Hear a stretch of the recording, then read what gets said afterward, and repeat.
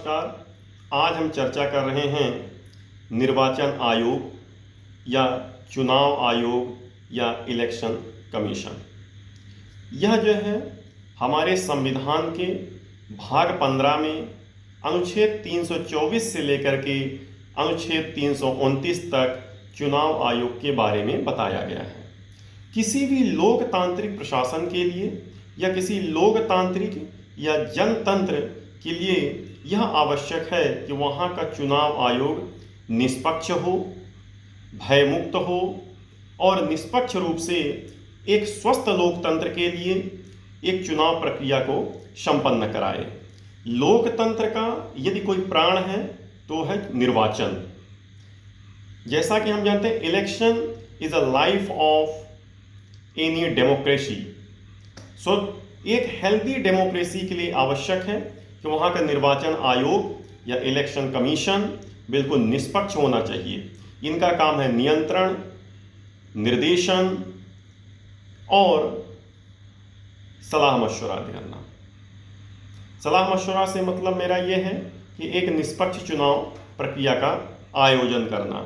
संसदीय जनतांत्रिक व्यवस्था में हम देखते हैं कि लोकसभा जो कि केंद्रीय स्तर पे और राज्यसभा में जो होती है, हम कह सकते हैं राज्यों का जो चुनाव होता है उसमें विधानसभा या विधानमंडल का चुनाव होता है।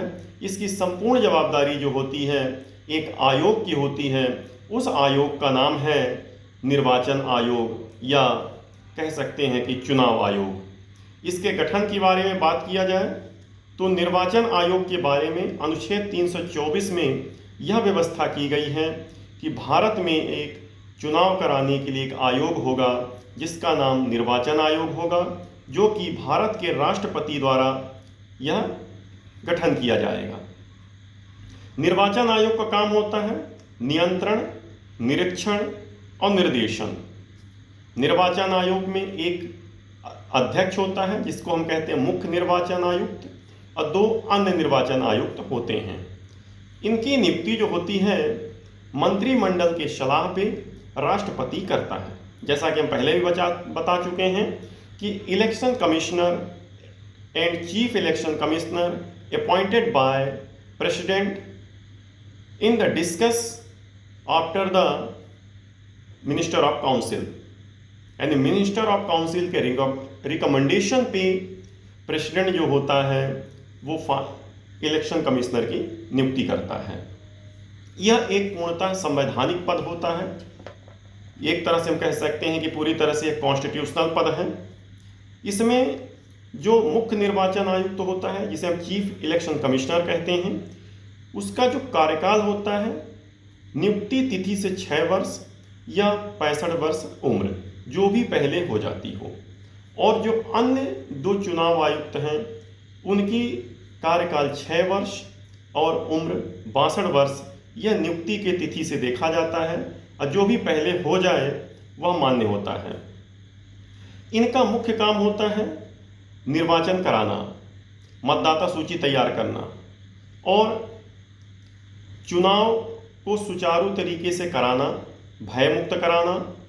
और इनका जो सबसे महत्वपूर्ण काम होता है मतदाता सूची तैयार करना और चुनाव लड़ने वाली पार्टियों को उनको एक तरह से पहचान देना, पहचान पत्र देना और निष्पक्ष चुनाव कराने की जिम्मेदारी चुनाव आयोग की होती है।